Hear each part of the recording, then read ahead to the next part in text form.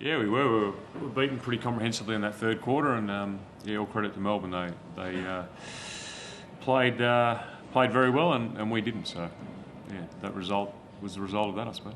What was in your mind the difference is that the comparative running of the both sides and taking the game on?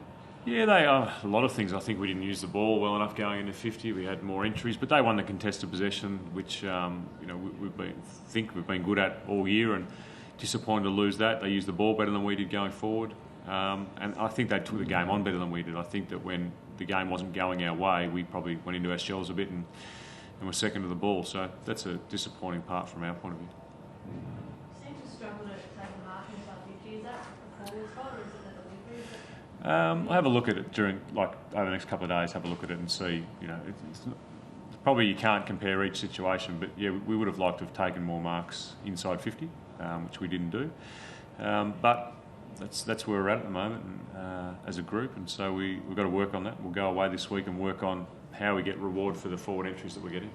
How happy are you generally with the forward structure? I'm disappointed tonight that we didn't kick enough goals, but 3 weeks ago the forward structure was going well. So the last 2 weeks haven't been ideal, but you don't throw it all out because of 2 weeks. And I think that having been in football a long time, there's periods throughout every year and every season that you have that you don't play as well as you would have liked, and your form is down a bit.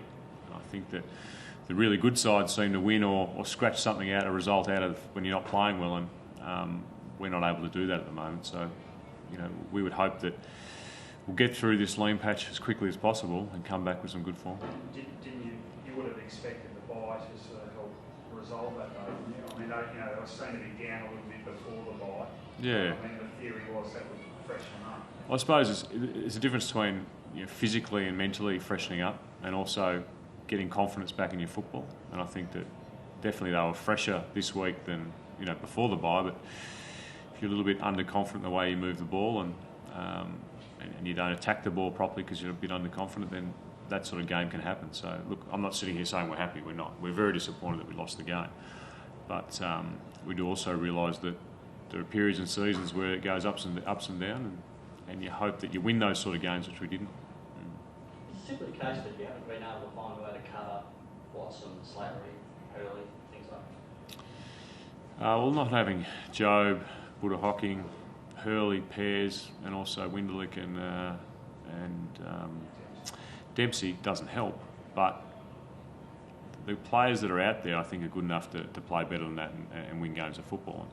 The improvement, we've always talked about this year as being improvement development the next year and 2 years. And today we didn't improve like we wanted to, and that's the result you get. You would have hoped that even without Watson and Hocking, the remaining midfielders would have stood up enough to see it through. We would have. It sort of relies pretty heavily on them, doesn't it? Yeah, it does. Look, I think that you put Jobe's a very good player, so you put him into the picture, and it's much better, and also his leadership's very important. But we're not going to have Jobe every week either. So we're developing a side that is very good with Jobe and good without him as well. And unfortunately, we haven't had him the last 2 weeks. But the players that are playing there are good enough to win games like that. So definitely next week. Certainly hope so, Ron. He's he's very close this week. If it had been a Sunday game, we would have played him. But you look back at the game and you say, well, maybe we would have won with him, but we might have lost him, might have re-torn his hamstring, and then we would have been even worse off. So you make these decisions, and he'll definitely play against Fremantle unless something drastic goes wrong during the week. It's a big test for you, that one, isn't it? I know they've got Sandwin's out, but you struggle. Yeah. Well, we've struggled in Perth and we've struggled in the States. So I think every game for us is a big test and a learning experience, and we go to Perth now, in need of a win because of where we've put ourselves with the last 2 losses. Is it times like this you sort of start thinking about a circuit breaker or just changing something about the training program or whatever to try and sort of get rid of the malaise? Not really. I think, Rowan, we came into this job as a coaching group knowing that there was a lot of work to do and there's a lot of improvement to be had before we can really call ourselves a good team.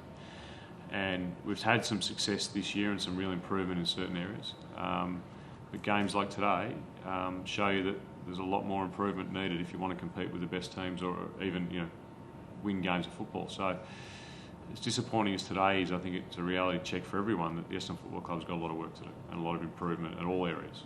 And we'll go away and keep working on every area of our game so that we become a better team.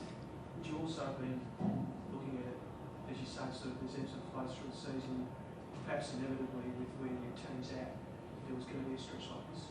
And I guess the question, trying to cut it off at the pass as quickly as you can, just because you're aware the teams in terms of its development. Yeah, I don't know if inevitably, because I don't think, you can always change things. You can always, as a person, you can always change things. So inevitably, we didn't think like that, but as I said, it's been in footy a long time, and you have down periods. Now we have to come out of that as quickly as we possibly can, so that we get back to playing really confident football and defending the way we want to defend week in, week out. And we haven't done that the last 2 weeks. Obviously getting asked about it, but the three big man strategy, where do you see that at the moment? It's interesting, people say you're playing three ruckmen. We think we're playing one or two ruckmen and a key forward. We haven't had Michael Hurley in the team for a number of weeks. We're missing Tate Pears, and we have been. And so we need some big bodies around the ball now. Michael coming back in, change the dynamics of our side a little bit. And we have a little bit more flexibility with where we're at. But, everyone would say Tom Bell-Chambers has been terrific so far this year. He's had a bit of a breakout season. At times Paddy's been very good, and David, I thought, really got us back into the game. So at different times, all three of them have been contributors for us. Now we'll wait and see what happens against Fremantle. Do you see Paddy as playing his best football as a key forward there? Paddy's best football is where we need him. I mean, he'll spend some time in the ruck, play forward. You're dictated to where you play by what the team needs you to do. And at the moment, Paddy's been needed to play up forward because we haven't had Michael Hurley in the team. Getting enough from your small forwards at the moment? We might not have tonight, but I think last week we got some against Brisbane. They were pretty good. Against West Coast, they were pretty good. So tonight we didn't, but that's I think David Zaharakis is almost our leading goal kicker, and he's a small forward. So just goes in, as I said, ebbs and flows, and this week hasn't been great for us. Will you get Hurley back for the Freo? Yep, Hurls will come back. So Michael and Joe, we've got a pretty big training session tomorrow, which clears them of their injuries, and then we'll train them as normal through the week, and we're looking forward to taking them both over to Perth. Pears, will he play VFL next week?